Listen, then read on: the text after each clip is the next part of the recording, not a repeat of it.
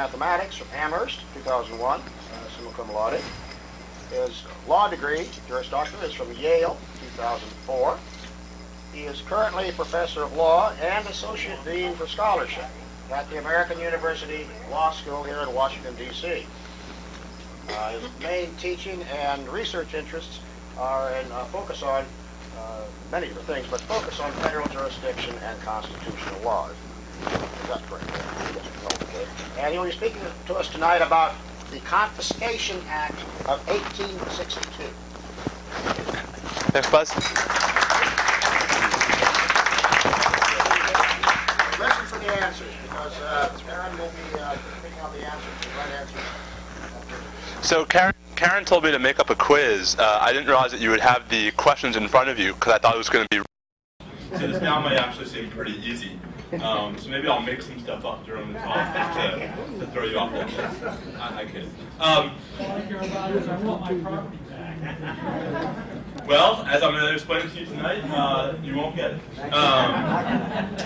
So it's a real pleasure to be back. I always tease about how people sort of invite me to speak because they don't know any better, but this time you really should have known better. So, but thanks to Buzz, to Karen, to everybody for having me back. It's a real treat to be here. I should say also at the beginning that my topic for tonight, the Confiscation Act of 1862, is something about which one could write an entire book. And indeed, there's a whole book. This is not my book. I just want to be clear. This is Dan Hamilton, who's a professor at the University of Illinois College of Law. But for those who are interested in tonight's topic beyond our discussion over the next little while, I commend this book to you. It's titled The Limits of Sovereignty, Property Confiscation in the Union and the Confederacy During the Civil War. And I will shamelessly admit that much of what I have to say tonight I learned from a combination of Professor Hamilton's book and an article by the late Professor David Curry on the Civil War Congress.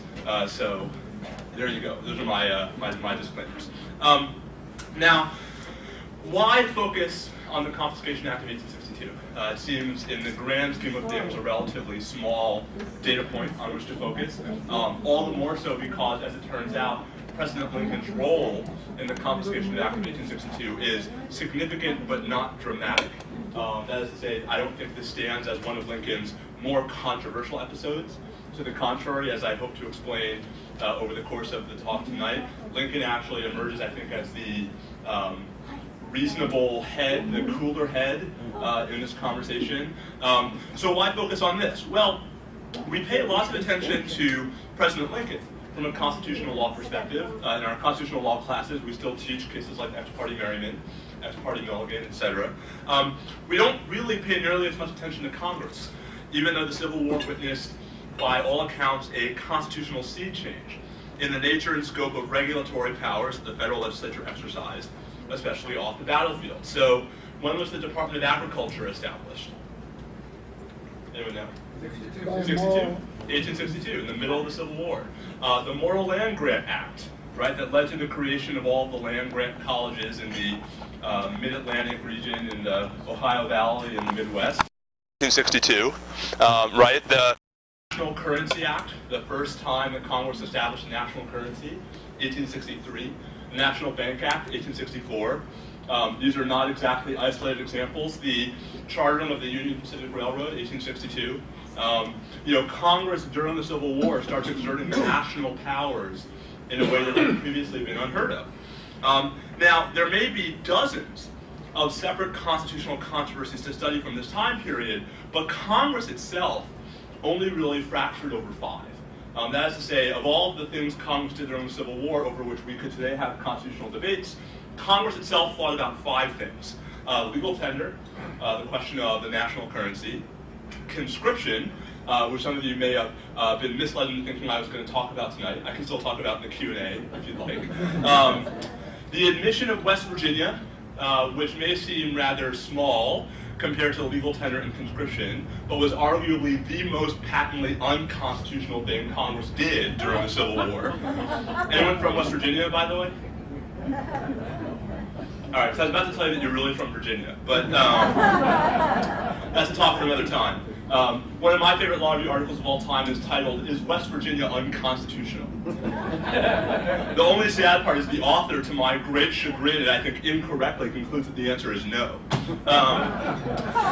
The fourth is the beginnings of Reconstruction, which is a topic unto itself. And last but not least, confiscation, right? These are the 5 great topics on which there is serious constitutional debate in Congress.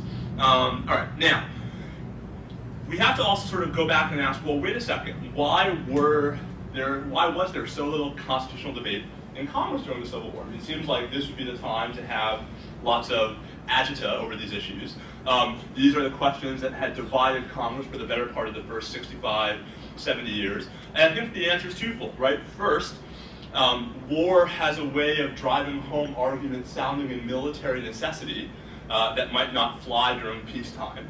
And so to the extent that these measures could be sold as measures sounding in war powers, those arguments seem to go over a little easier. And second, and I think this is just as important, many of the most vociferous critics of strong national regulatory power were no longer present in Congress, literally, during the Civil War. So this is part of why we see this during this time period.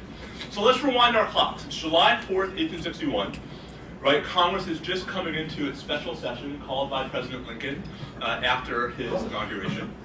And the question is, what is Congress going to do during the 33 days that they're around between July 4th and August 6th? So we know, I think, from history that the first and most important thing Congress does is they purport to provide retroactive ratification for at least most of the measures President Lincoln had undertaken by himself prior to July 4th. But Congress also adopted a series of forward-looking measures designed to promote the prosecution of the war. So for example, Congress authorized the President to raise as many as 500,000 additional volunteers, to borrow up to $250 million. Congress increased customs duties and provided means of facilitating their collection, including the closing of southern ports. Congress imposed a direct tax on lands and houses and levied the nation's first income tax, not apportioned among the states according to the census, but at a uniform rate of 3% on sums over $800. Tellingly, the constitutional objection that would prove fatal to the comparable exaction later in history was nowhere suggested in the legislative debate, the first of many unargued constitutional issues in the 37th Congress. Congress made conspiracy a crime if its object was to overthrow the government, to levy war against the United States, to obstruct the execution of the laws, or to seize government property. Congress outlawed the recruiting of soldiers to fight against the United States. That actually wasn't a crime until 1861. Congress authorized the President to prohibit commercial intercourse with the rebel states. Congress required federal officers to take an oath of allegiance to the nation.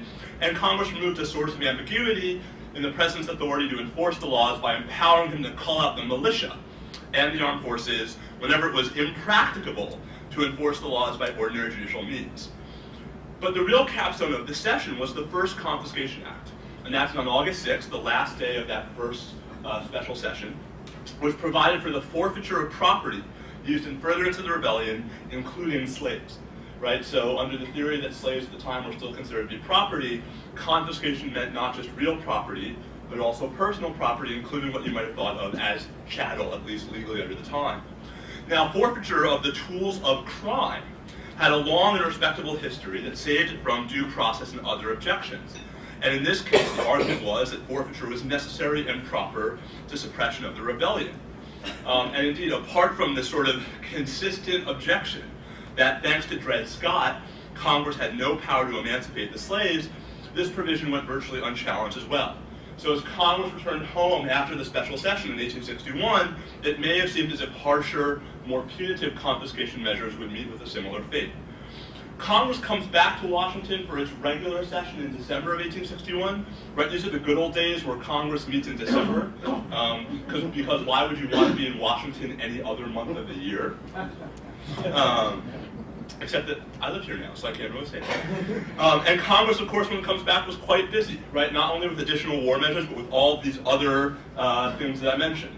As Professor Curry put it, the harvest was rich and worked a sea change in constitutional interpretation. And as I mentioned, the most interesting thing is the dog that doesn't bark, right? The fact that as Congress is undertaking all of these new regulatory developments, no one's standing up and shouting.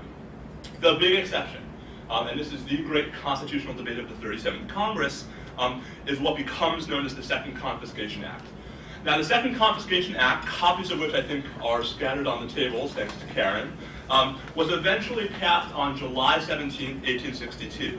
But in fact, it was introduced on December 5th, 1861. This is actually a fairly long time, especially in those days, for a war measure to take to get through Congress.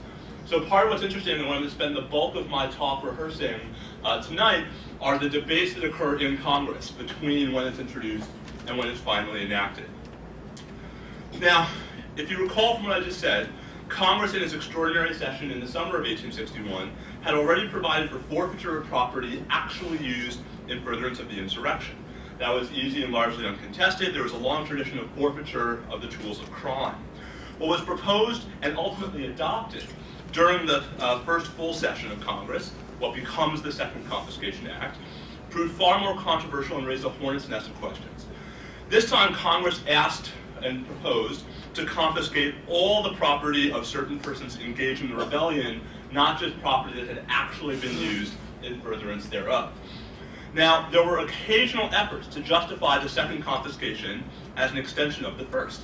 After all, the argument goes, all rebel property is effectively used to support the rebellion. And so just as you can claim as forfeiture property that was actually used in support of the rebellion, anything that would support the ability of those individuals to support the rebellion should follow as well. That argument seemed to wander, though, far beyond the precedents, and it's not surprising that proponents found a more secure constitutional ground for their arguments. Now, the most straightforward explanation was that confiscation could be justified as punishment for a specific crime. And to participate in an insurrection was to make war against the United States, and thus to commit treason, as defined by Article 3, Section 3 of the Constitution. That same constitutional provision explicitly gives Congress the authority, quote, to declare the punishment of treason, unquote. So here it seems like we're off to a good start. But, and here's the problem, the very next clause of Article 3, Section 3 says, quote, but no attainder of treason shall work corruption of blood or forfeiture, except during the life of the person attainted. Right, so you have this constraint in the treason clause on the power to use forfeiture as punishment for the crime of treason. Just what that meant, of course, was the subject of heated disputation, which I'll come back to in a moment. But one response to the problem was to shift the entire basis of the argument. So confiscation all of a sudden became justified not as punishment for a crime, but as a purely military measure, having nothing to do with ordinary civil processes designed to weaken the enemy's efforts and strengthen our own, and thus an exercise of the power to suppress rebellion and nothing else. Now, this formulation raised constitutional questions of its own. Congress might well be exercising its military authority, but it was still required to pay heed to limitations found elsewhere in the Constitution. The Takings Clause, for example, the Due Process Clause. To determine who was a rebel, it was argued, required all the trappings of a criminal proceeding. To authorize seizure without trial was to enact a forbidden bill of attainder. To help flesh out these arguments, it might help to sort of walk through what different members of Congress actually said. So let's start on December 5th. 3 days after the first session begins, Illinois Senator Lyman Trumbull introduces a bill to confiscate rebel property. The theory of Trumbull's bill was not punishment for crime, but suppression of the rebellion. Trumbull described it as an exercise of belligerent rather than sovereign rights. The power to put down an insurrection, he argued, embraced authority to do whatever was consistent with the law of nations, right? Note the reliance on international law to achieve that end, including the confiscation of enemy property. Under the bill, property owned by rebels who were beyond the reach of judicial process, such as those who were behind enemy lines, was to be confiscated by legislative fiat. Those assets themselves beyond the reach of process were to be seized by military authorities as the armies advanced, and those in areas in which the courts were open were to be condemned by judicial decree in proceedings in rem. In both cases, slaves were included. The very premise of the institution was that slaves were property. Now, Pennsylvania Senator Edgar Cowan, himself a Republican, led the opposition to Trumbull's bill. So this is not Republicans versus Democrats. This is actually a very different contest about different conceptions of property rights. Confiscation, Cowan insisted, was a terrible idea. It would stiffen Southern resistance and lengthen the war. And more to the point, the bill was unconstitutional. It would set aside and ignore, he wrote, the Constitution, quote, in all its most valuable and fundamental provisions, those which guarantee the life, liberty, and property of the citizen, and those which define the boundaries between the powers delegated to the several departments of the government. As Cowan elaborated, rebellion was treason, and Article 3 made clear that no forfeiture of a traitor's property could extend beyond his death. The courts would have to whittle the confiscation provision down to constitutional size or refuse to enforce it. Moreover, the bill purported to deprive owners of their property without the intervention of either a grand or a petty jury, and indeed without a trial. It would thus do so without due process, quote, which all commentators and lawyers agree means proceedings according to the course of the common law. Finally, said Cowan, Trumbull's proposal was a forbidden bill of attainder because, in Justice Story's words, it would inflict punishment, quote, without any conviction in the ordinary course of judicial proceedings. Now, what's fascinating is Cowan was hardly alone. Rather, there were a number of senators who joined him in his constitutional objections to confiscation. Senator Trumbull tried to allay these concerns. The lifetime limit on forfeiture, he argued, applied only to convicted traitors. The bill would confiscate property only of those who could not be convicted. As for due process and the jury provisions, the war powers authorized Congress, in Trumbull's view, to put down insurrection by force and violence, not according to the course of the common law. After all, no one would suggest that a trial was necessary before an enemy soldier could be shot in battle or taken as a prisoner of war. The bill convicted no one of crime. It was, quote, no more like a bill of attainder than as an act imposing a fine as a punishment for assault and battery, unquote. Now, Virginia Senator John Carlisle, yes, Virginia Senator John Carlisle, back C. Supra is West Virginia unconstitutional, added an additional powerful response to Trumbull's argument on forfeiture beyond death. And this is his quote. If you'll bear with me, I'm going to read it in full. He said, I now understand Senator Trumbull to say that while it is not in the power of Congress, aided by the judicial department of the government, upon trial and conviction for treason, to confiscate the real estate of the traitor beyond his life, Congress can yet of itself, without the intervention of the judicial department of the government, inflict that punishment not upon a convicted traitor, but upon one who in the eye of the law is presumed to be innocent until he is proven to be guilty. That is to say, you may without conviction impose a heavier penalty than can be imposed upon guilt being ascertained and judgment being pronounced. It is worse than I supposed. Such a proposition I shall not detain the Senate by discussing. Trumbull appears right in contrast, though, that his bill was not one of attainder, for it made no attempt to determine who was or was not a rebel. Right? The hard question, at least to me, seems to be one of procedure. Was it constitutionally permissible to leave it to military authorities rather than the courts to make that determination? Now here, Trumbull's analogy seems challenging but not compelling. Unlike the decision to shoot or capture a soldier, the decision to seize property under the bill was not to be made in the heat of battle. It's a matter for calm deliberation after enemy territory has been pacified.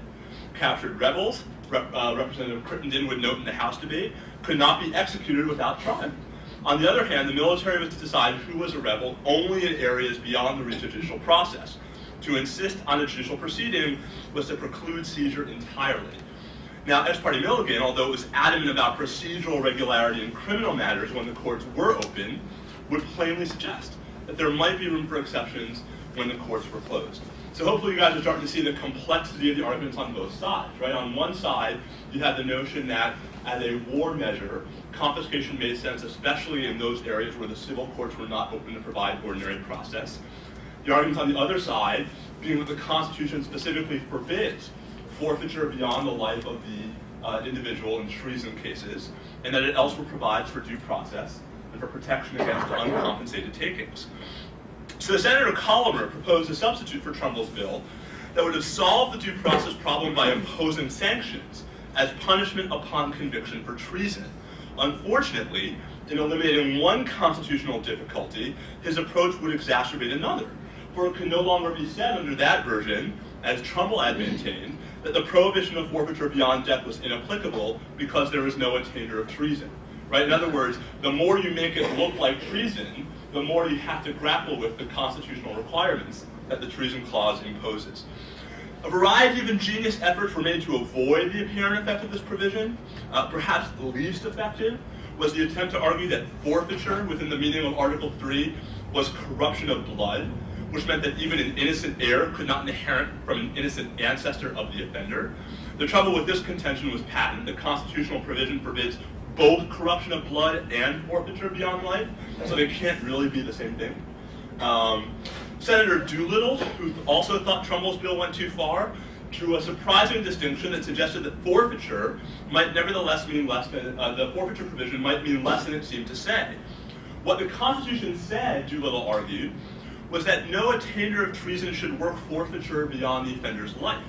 Quoting Blackstone, Doolittle concluded that this prohibition applied only to real property and not to personal property, because as he put it, attainder meant judgment, not conviction, and personal property was forfeited the moment the jury pronounced the defendant guilty. Right? As he explained, there's a remarkable difference or two between the forfeiture of lands and of goods and chattels. Lands are forfeited upon attainder and not before. Goods and chattels are forfeited by conviction. Because in many of the cases where goods are forfeited, there never is any attainder, which happens only where judgment of death or outlawry is given.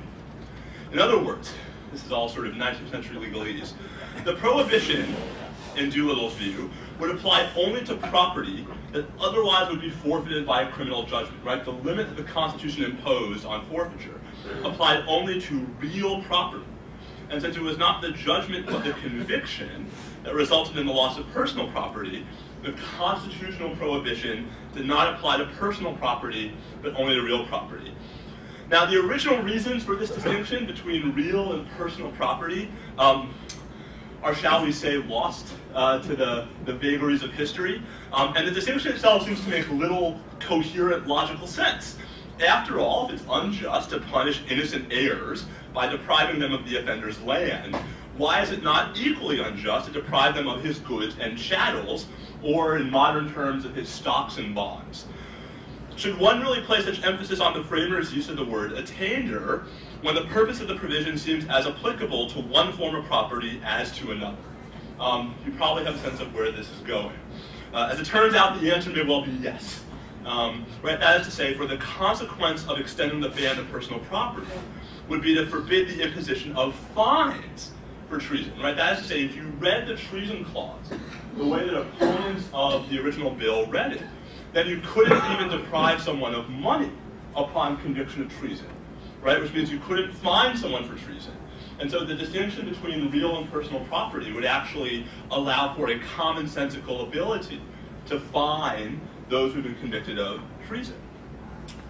In any event, Senator Doolittle had a strategy of his own for getting hold of rebels' lands without running afoul of the forfeiture provision. In his view, they should be sold for non-payment of the direct tax that Congress had levied the year before. Now, if you guys know your really, really esoteric Civil War constitutional history, this may sound vaguely familiar. There's a little piece of land across the river in Virginia that was condemned by the federal government for failure to pay the direct tax that was levied in 1861. You may know it as Arlington. Robert E. Lee knew it as home. And today we know it as Arlington National Cemetery. Now, Collamer had another plan for avoiding the forfeiture provision. Now, as I mentioned, his bill would avoid procedural problems by only imposing sanctions after a conviction for a crime. Right? And so Article 3 of the Constitution would therefore appear to limit forfeiture of real property to the life of the offender. But Collamer would argue that his bill did not provide for forfeiture at all. Rather, it defined the punishment for treason as death or fine and imprisonment in the discretion of the court, and the fine should be, quote, large enough to strip any man who was incorrigible, unquote, right? So use the fine to force the confiscation of property by leveling a fine that was so steep that the only way the defendant could pay it would be by selling off the property. So in other words, Collamer would have succeeded in depriving the rebel of his property forever without offending the forfeiture provision, for his bill did not provide for forfeiture at all. As he put it, one more long quote, "What is forfeiture? It is the taking of some specific thing as all the visible property a man now possesses, his farm, his horse, his ship. A fine has no such quality. A fine is but the mulcting of the respondent in a sum of money. If he pays it, well. If he does not pay it, you may levy and collect it out of his property. I have created no forfeiture by my bill. The act creates none, but it enables the courts to levy and collect the fine out of the convicted trader's property. You can see how the word forfeiture in Article 3, right, is driving this entire debate. Now, this is pretty clever, right? But perhaps it was too clever by half, because the effect of Colomer's bill would be the same as if he'd employed the term forfeiture. Right, that's to say, call it a fine, call it forfeiture, it's the same thing. It seems hard to square his proposal with the purposes, if not the text, of Article 3 of the Constitution. Yet fines are clearly not forbidden, and if they're not paid, they must be satisfied out of property. But it seems equally difficult to read the forfeiture provision as limiting ordinary procedures for the enforcement of fines. In short, right, just to sort of bring this full circle, we have a series of constitutional provisions running into each other, and all against the backdrop of the deeply felt need to levy punitive sanctions against those who openly supported the Confederacy. So it's at this point in the proceedings, after this long back and forth debate about forfeiture and what it means under Article 3, that the entire confiscation question was, as is modern practice, sent back to a committee. Let's call it the super committee, for reconsideration, and perhaps it was none too soon, right? And it wasn't much longer, it was about April, before the Senate found itself confronted with a choice between two contrasting proposals. The first was a Senate committee bill embodying Colomer's approach that focused on punishment for crime. The other was a House bill that reflected Trumbull's initial idea of confiscation as a non-punitive measure to weaken the rebellion, as a belligerent rather than sovereign exercise of power. After a whole lot of repetitive discussion, the debates start getting, well, they quickly reached the point where everything had been said, but not everyone had said it. The Senate basically combined the two provisions, because if you can't choose, we'll just lump them all together, and the House with modifications agreed. So as the bill went to President Lincoln, it provided substance substantially as follows. Section 1 came almost verbatim from Senator Colomer's draft. The punishment for treason was to be death or fine and imprisonment, together with emancipation of the offender's slaves. Fines were to be collected out of the offender's property, real and personal, with the exception of slaves.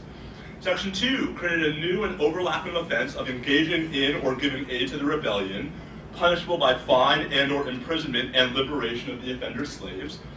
Section 3 provided that persons guilty of either of the above offenses should be forever incapable and disqualified to hold any office under the United States. But then the following sections took an entirely different approach, more reminiscent of Senator Trumbull's original bill. In order to ensure the speedy termination of the present rebellion, the President was directed under Section 5 to seize all the property of a long list of leading rebels and employ it or its proceeds, quote, for the support of the Army of the United States. Section 6 applied the same medicine to lesser rebels who persisted in aiding the insurrection after a presidential warning. Section 7 provided for in rem judicial proceedings to secure the condemnation and sale of any property seized under the two preceding provisions. And finally, Section 9 granted freedom to several categories of slaves belonging to rebels without any judicial proceedings whatsoever. Even before the President signed the bill, though, and this is where the story gets really bizarre, if it wasn't already, the House passed an explanatory joint resolution that limited the application of the seizure provisions in the case of state officers in the Confederacy. And when the resolution reached the Senate, Senator Daniel Clark of New Hampshire moved to insert the following language at the end, quote, "Nor shall any punishment or proceedings under said act be so construed as to work a forfeiture of the real estate of the offender beyond his natural life," unquote. Both houses approved this amendment, and President Lincoln signed both the bill and the resolution the following day. Why? Right? Why would Senator Clark introduce that at the last minute after all of the debates? Well, Senator Clark, as it turns out, was pretty coy about it, but he finally let slip that the President had informally objected to what he viewed as a provision for forfeiture beyond the life of the offender in violation of Article 3. Senator Trumbull protested that all the bill did was impose a fine, and several senators objected to the informal communication of the President's views. How dare he? But Clark sensibly observed that without the resolution, there would be no confiscation law, and even fiery Senator Sumner had to agree that half a loaf was better than nothing at all. And so the controversial confiscation bill became law at last, modified by the explanatory resolution to conform to the president's constitutional understanding of the forfeiture provision, that is, that Congress had no power to deprive individuals of their property beyond the life of that individual. Critically, Lincoln really did appear to believe that without that proviso, the Confiscation Act would have been unconstitutional. How do we know this? Well, in signing the confiscation bill along with the joint resolution, he actually sent Congress a veto message that he had drafted in case no modification had been made. And as he wrote in the veto message, quote, "For the causes of treason and the ingredients of treason, the bill declares forfeiture extending beyond the lives of the guilty parties, whereas the Constitution of the United States declares that no attainder of treason shall work corruption of blood or forfeiture except during the life of the person attainted." Senator Collamer's clever evasions, in other words, did not persuade perhaps the greatest constitutional debater in the room, President Lincoln. He did, however, agree with Senator Doolittle that the forfeiture clause was inapplicable to personal property. Right, as he put in the veto message, "I may remark that the provision of the Constitution, put in language borrowed from Great Britain, applies only in this country to real or landed estates." Right, and so with that, the sort of legislative process comes to its denouement. Right, Lincoln signs the bill with the proviso, and the effect of the proviso is to dramatically dilute the power and the significance of the Second Confiscation Act. There are confiscations from that point on under the Second Confiscation Act, but they're not nearly as dramatic, as far-reaching, or as punitive as they might have been without that last-minute maneuver. Now, it takes 8 or 9 years for the constitutional question about whether Congress had the power to do this anyway to finally make its way to the Supreme Court. Finally, in Miller versus United States, the case comes to the Supreme Court. This was an in rem proceeding to condemn certain stocks and bonds owned by a Confederate officer who, among other things, had allegedly continued to give aid and support to the rebellion after the president issued the proclamation that the statute required, and who, in violation of the first Confiscation Act, had also allegedly employed the property in support of the insurrection. Now, the Supreme Court in Miller upheld the constitutionality of both acts, although 2 of the justices would have struck down the 1862 Act, and a third, Justice Davis, would have construed the act so as to come out the other way, that is, so as to bar confiscation, even though it was constitutional. Now, the principal objection in Justice Field's dissent was one that Senator Cowan had made early in the congressional debates on the 1862 legislation, that because the purpose of the forfeiture provisions was to punish offenses against the United States, the 5th and 6th Amendments required indictment by a grand jury, trial by a petty jury, and all of this in the district in which the crime was committed. Now, Justice Strong, who wrote for the court, gave the answer that Senator Trumbull had given the Cowan. The purpose of the provisions in question was not punishment at all, but rather to suppress the rebellion by weakening the enemy. As he explained, quote, "The act defined no crime, imposed no penalty, declared nothing unlawful, and was aimed exclusively at the seizure and confiscation of property used or intended to be used to aid, abet, or promote the rebellion." In other words, Justice Strong was applying the dual sovereignty theory that the Supreme Court had already applied to the war earlier in the prize cases.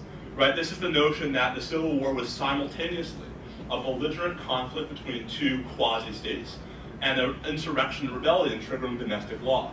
Why did this matter? Well, because it meant that the powers involved in the conflict had rights as both sovereigns and belligerents, right? And that as belligerents, the federal government had the power to take certain measures that it would not otherwise have the power to take during peacetime. And so we've come full circle to the point at which our discussion began, with this distinction between the sovereign and the belligerent powers of the government. We might leave it there were it not for one observation, not from the majority, but from the dissenters in Miller, that one host was meant to be hyperbolic, that the exercise of the war powers in Miller was subject to no constitutional limitation at all. And yet, as Justice Field explained, the implication of the majority's analysis was that the war powers of the government have no express limitation in the Constitution, and the only limitation to which their exercise is subject to is to the laws of nations. Right? That's to say, Story said, the war powers have constraints, but those constraints come from international law, not domestic law. And as he put it, that limitation necessarily exists. Now, given contemporary debates over the scope of the government's power to conduct the war on terrorism, and the extent to which far tighter constraints may exist even today, under international law and under US statutory and constitutional law, Justice Field may have been quite prescient. One last point before we turn to your questions. Although the Second Confiscation Act narrowly survived in Miller, the property rights rationale on which Justice Field focused his dissent was hardly discarded. Instead, in the aftermath of Miller, the Supreme Court actually has a series of decisions where they strike down individual confiscations. Right? So Miller is basically the sort of headline case. But the reality is that we see in the 1870s the birth of a very pro-property rights rationale. The notion that even during wartime, there is a role for property rights to play, and there is a constraint on the power of the government that is only really accounted for by this bizarre distinction between temporary and permanent forfeitures of property. Indeed, in the years and decades after Miller, the court led by Justice Field moved dramatically and decisively toward recognizing far greater constitutional constraints on the government's power to interfere with private property.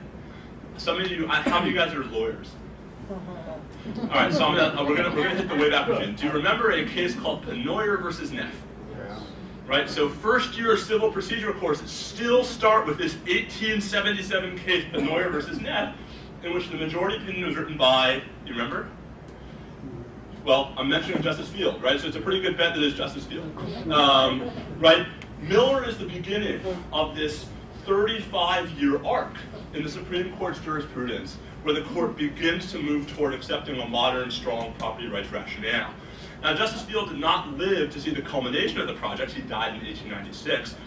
But it's hard to see the court's famous, or to some folks, infamous 1905 decision in Lochner versus New York as anything other than the vindication of the property rights views that Justice Field first began to give voice to in Miller. As for confiscation itself, the irony of the entire endeavor is that confiscation after the 1862 Act turned out to be a mess, partly because of how the bill was watered down to assuage President Lincoln's objections. The bark of the constitutional debate far outpaced the bite of the law that was finally enacted. And so if there's one deeper lesson to take away from this entire experience, it may well be that even pro-governmental legislation enacted during wartime can meaningfully serve to constrain if responsible politicians are willing to fight for constitutional principles, even if they end up losing the battle. Thank you very much.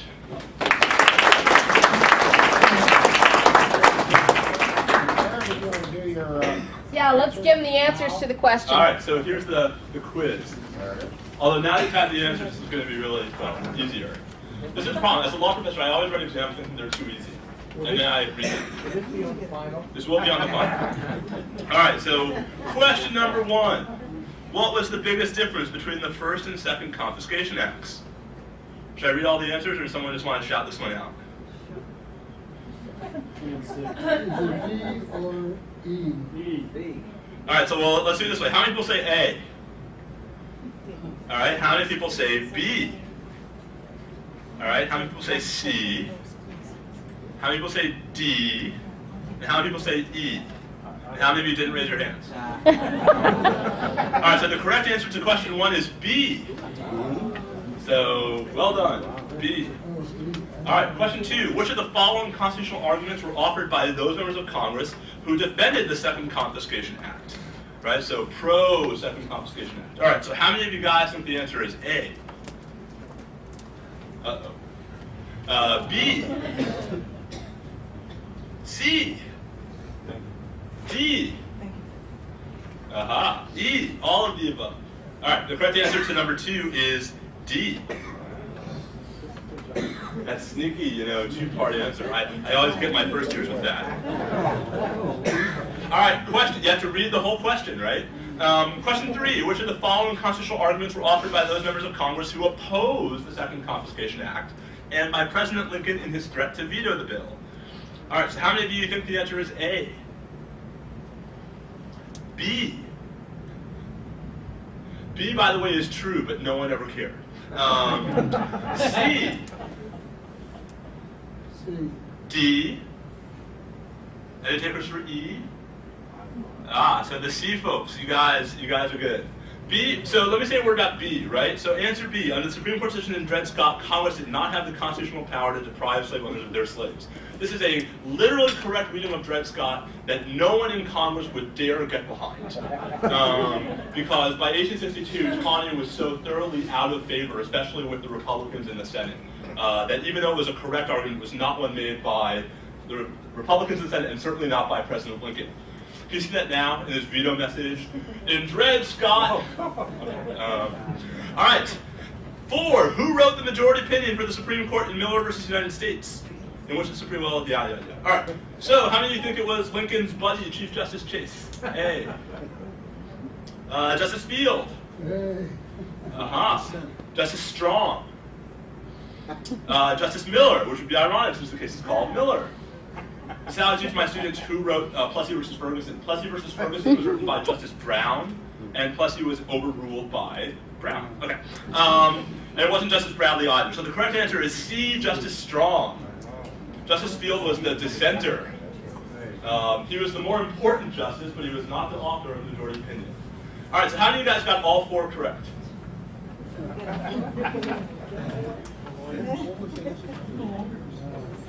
All right. Grading on the curve. I will not be grading on the curve. So the tiebreaker question, just for fun, is what was the vote of the justices in the Miller case? 6-3. There were 9 justices, and that was the tricky part. There were 9 justices, but in fact, in 1868 there were 10. It was 6-3. There were 2 dissenters who thought the Confiscation Act was unconstitutional, led by Justice Field. And then Justice Davis thought it was constitutional, but it should be read narrowly to not actually authorize the confiscation narration. So there's your quiz, and with that, why don't we take questions? Okay, any other questions? Where was this property they were going to confiscate? Was it in the South, and how do you get your hands on it? Okay, so this is a great question. There are 2 primary sites for the property, right? So primary site number 1 is property of Confederate sympathizers in states that are technically part of the Union.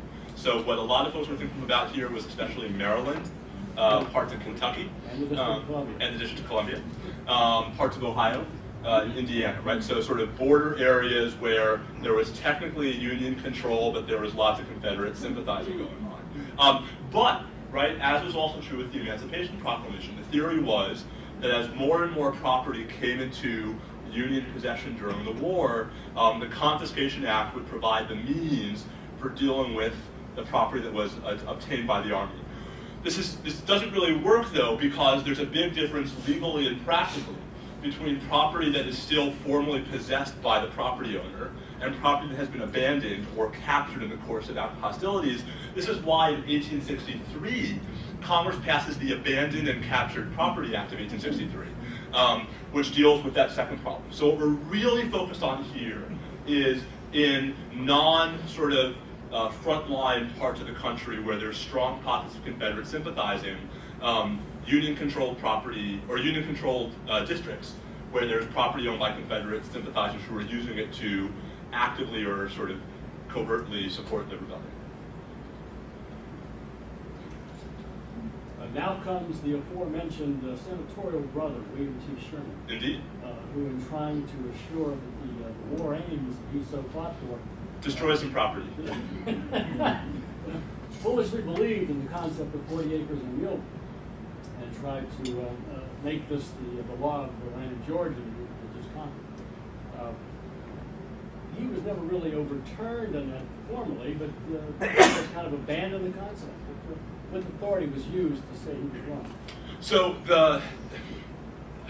I don't know what authority was used in every case. The basic argument that was used in the response to was that. Repeat the question. I'm sorry. The question was when Sherman basically wants to sort of impose 40 acres and a mule by fiat. What's the authority that sort of overrules them, right? Why isn't that the property response in those areas of the South, especially Georgia, where Sherman and his men took over? The short answer is because the argument was that Congress in the Abandoned and Captured Property Act had actually specifically dealt with the situation.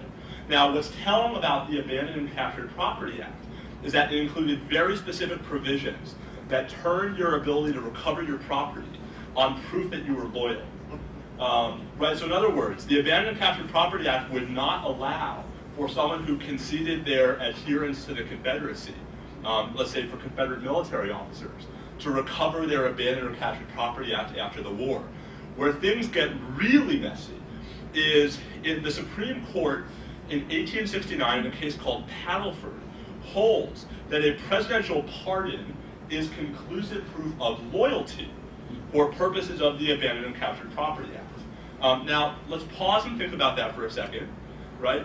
If President Johnson had to pardon you, are the odds that you were loyal or that you were not loyal, right? And so Congress, which by this point loved President Johnson, I mean, they were like that. Congress promptly responds to the Paddleford decision by writing a statute that says not only is a pardon conclusive proof of disloyalty, but the federal court shall have no jurisdiction to entertain any claims by anyone under the Abandoned and Captured Property Act who claims loyalty based on a presidential pardon. And this provokes one of the great Supreme Court constitutional decisions of the time period, United States versus Klein, where the Supreme Court says, Congress, you can't really tell us what to do. But there's, the fight over what to do with abandoned, captured, dispossessed property is really the dominant question, legally, of the post-Civil War period into the 1880s.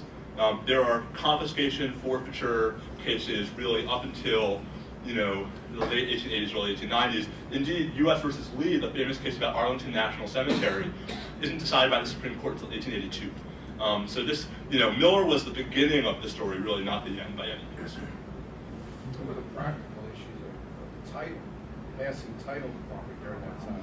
So, I mean, we can only imagine, right, how you're going to... I'm sorry, yeah. The question was, what were the practical issues that would arise with regard to trying to pass title in these areas during the Civil War?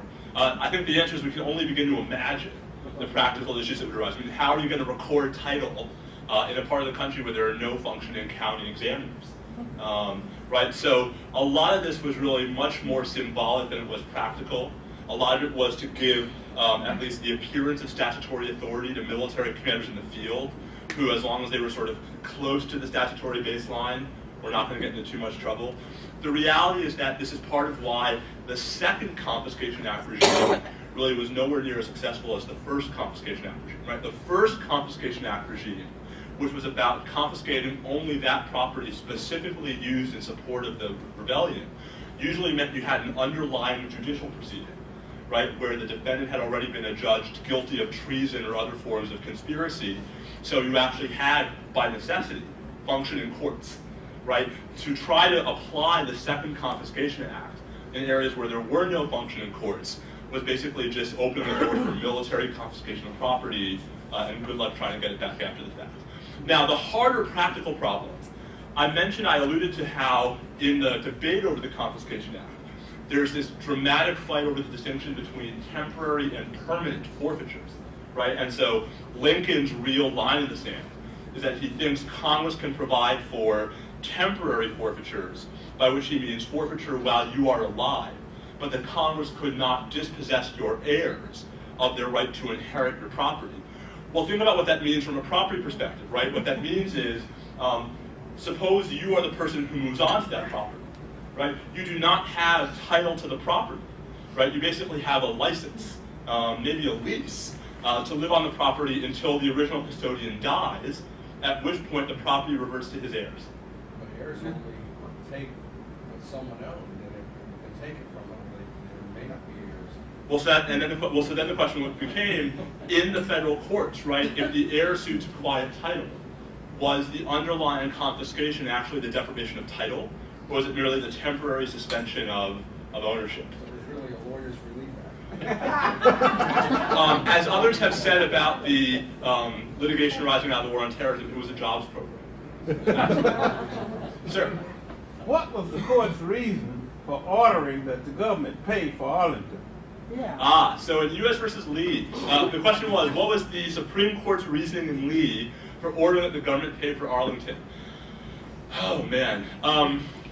The short version is, in Lee itself, the court didn't actually order the government to do that, right? It was in the follow-on cases. So let me just sort of give you the brief backstory. So the way that Arlington arises, I know many of you know the story, but for those who don't, the government takes possession of Arlington as a penalty for failing to pay the tax.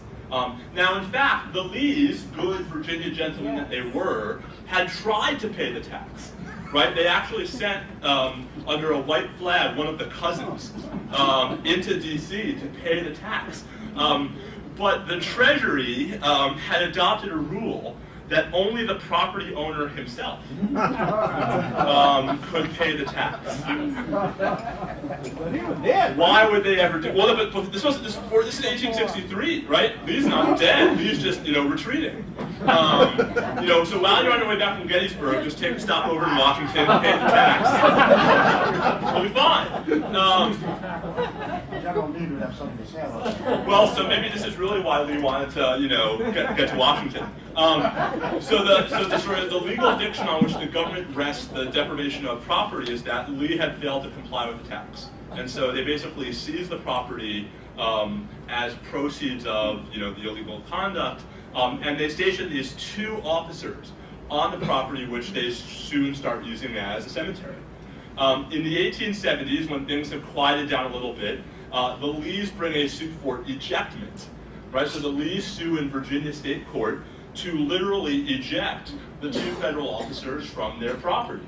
And the question in the U.S. versus Lee, the famous Supreme Court case, is only whether that lawsuit was barred by the doctrine of sovereign immunity, right? So the question was only whether the Lees could not maintain that suit against the federal government. And the Supreme Court, in a creative opinion, says the lawsuit was not in fact against the federal government, right? The lawsuit was against these 2 Joe Schmo officers. Never mind that no one knows their names because we don't care who they were. We only care that they were there as officers of the federal government. So the holding in U.S. versus Lee is that that suit can go forward notwithstanding the federal government's sovereign immunity. It's in subsequent litigation that in order to quiet the title, the courts ultimately ruled that the federal government had wrongfully taken the property and that the only proper remedy was to pay the Lees penalties for what they had done. They couldn't exactly give the property back since by that point it had become a national cemetery. Sir?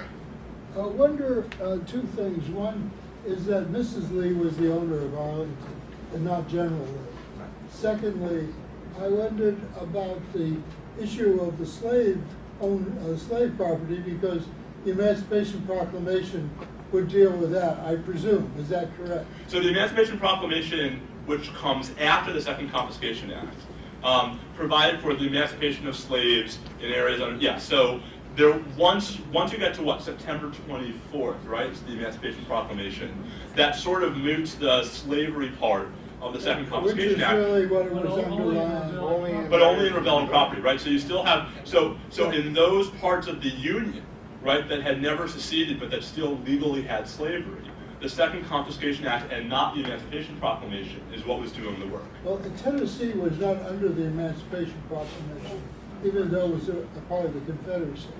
So did the Second Confiscation Act still operate in Tennessee?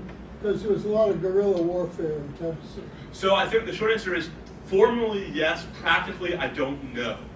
Right, so formally it should have been available to federal officers in Tennessee. Whether they actually invoked it, I think, is a trickier question. I will say this, the one case that came up during the Civil War, raising a constitutional challenge to the Confiscation Act, was actually not in Tennessee, but Kentucky.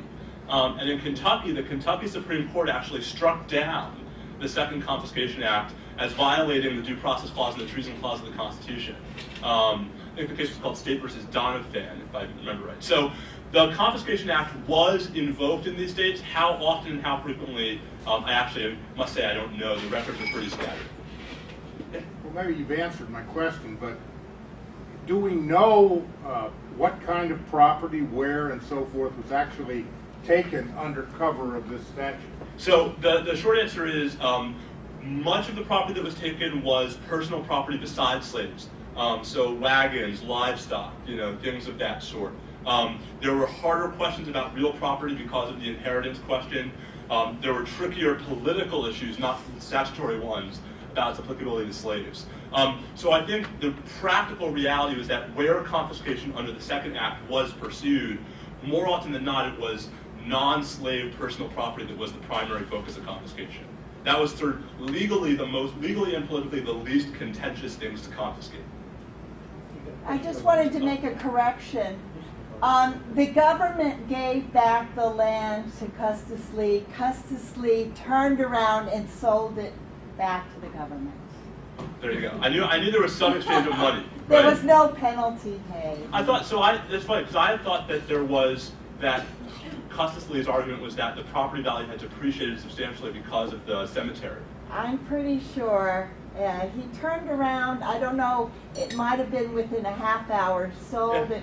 He didn't want to live there anymore. Would you? So, yeah. No. So that's how they got the money. Right. Okay. Fair enough. Question over there. Yeah. Yeah. Was getting away from some of the constitutional issues. Yeah. Was the precedent of seizure of property from Tories after the Revolution broached by any member of Congress? Yes. So this is a great question.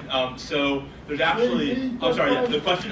The question was, did anyone in Congress invoke the precedent of seizing Tory or Loyalist property during the Revolutionary War period? The answer is yes. It was thrown out often as an argument for why the government had the power to do this. Right? They pointed back toward seizure of Loyalist property during the Revolutionary War. They pointed out that the only way that that property was ever dealt with legally was through the Jay Treaty, right? That there was no other sort of legal barrier to the seizure of property. There was one rather significant hurdle, though, for applying that argument in 1861. The seizure of Loyalist property during the Revolutionary War took place before there was a Bill of Rights, right? And before there was a Fifth Amendment, before there was a Due Process and Takings Clause, before there was a Treason Clause. So as a historical precedent, it was trotted out left and right. The smarter lawyers in the room sort of quickly stood up and said, well, that's great. And then we wrote the Constitution. So, you know, it was useful as sort of historical and political precedent, but not legal. Yeah? Yeah, how was the Confiscation Act used during Reconstruction? Yeah. So Reconstruction is where things get, so I mentioned things get murky, right? Reconstruction is where things get really tricky because technically the Supreme Court would later say that the powers triggered by the war didn't expire until August 20th, 1866. This is a good trivia question, right? You guys are all Civil War buffs. If I were to ask you when the Civil War ended, you know, I suspect some of you would say April 9th, right, when Lee surrenders to Appomattox. I suspect some of you would say, what, May 31st, or whatever it is when Kirby surrenders in Mississippi. Am I getting that basically right? You guys, yeah. I mean, you guys know it's a lot better than I do. What's that? Wadi in Oklahoma in June. Wadi in Oklahoma in June. Right. I mean, you can keep going, right? When the Supreme Court finally has to answer this question, the court says, oh, no, none of these were actually it. August 20th, 1866. Because that is when Andrew Johnson formally proclaimed that Texas was no longer in a state of rebellion. So on April 2nd, Johnson had said, everywhere except Texas is no longer in rebellion. And on August 20th, he says, oh, and Texas is fine now, too. Why was that date significant? Because the Supreme Court would later say wartime authorities like the Confiscation Act expired when the war ended, right? And so then the question would be, well, when did the war end? August of 1866 or April in non-Texas states became the critical date. So there were confiscations throughout 65 and throughout the early part of 66. The Supreme Court applies the same analysis. I mean, the lower courts apply the same analysis. The fact that the hostilities had formally ceased didn't mean anything for whether the authority still existed. It's only after 66 that authority goes away, that instead we come back to the regime of the Abandoned and Captured Property Act of 1863. Yeah? The critics of Lincoln who say he didn't do enough to fight slavery, whereas they're arguing on the Confiscation Act would have been a more effective tool in the Emancipation Proclamation. Would you agree or disagree with that? I think the Confiscation Act could have been an effective tool. More effective than the Emancipation Proclamation, I think, depends on hindsight. Right? So, you know, the question is, where are these things applying? The Emancipation Proclamation was targeted toward areas that we had not yet, right, come into control of. The Confiscation Act was targeted at areas that we already controlled. And so, I think it is certainly true that in those parts of the country that were already or still under Union control on January 1, 1863, the Confiscation Act had a lot more to do with the end of slavery than the Emancipation Proclamation. In areas where it was the military and not any act of Congress that was primarily responsible for emancipation, I still think the Emancipation Proclamation is what's doing the work. Because the Emancipation Proclamation sort of cuts through the bureaucratic chase. You don't need proceedings to free the slaves, right? By dint of the Emancipation Proclamation, once the military is in control of a particular area, the slaves are emancipated. And so I think it really depends on which part of the country we're talking about. Well, two-part question. One, how many slaves were actually seized? And second, once the slaves were confiscated, what happened to them? So the question is how many slaves were seized, and once they were confiscated, what happened to them? I don't know if there are actual figures on how many were formally confiscated. I think the best guesses are several thousand, but not much more, right? Not tens of thousands, certainly not 100,000. What actually happened to them? They were emancipated. Right, so there was no process of the Confiscation Act where you would sell slaves at auction and then realize the funds from the sale. Especially once the Emancipation Proclamation was on the books, once they were confiscated, they were emancipated. Straight up. But it's very embarrassing for a Republican administration to be the biggest slave owner in the country. Well, indeed, right. And it's important to remember that one of the other things that the 37th Congress did in the same dramatic session was to formally abolish slavery in the District of Columbia. Right. So, even if the slaves just merely passed through the District of Columbia upon their confiscation, that would have been enough to manumit them. Okay. One more question. Yes. Can I make a follow-up? Let's do both. Question, then I'll make a follow-up. Yeah. I just want to make a follow-up. With regard to district's emancipation, the Lincoln Group of the District of Columbia is working with the District of Columbia and the President's Cottage at Soldiers Home, and on April 15th from 2 to 5 in the afternoon, there'll be a program with Harold Holzer, Frank Williams, a choir will be brought in. It'll be quite a nice program. And you'll get more information as time goes on that.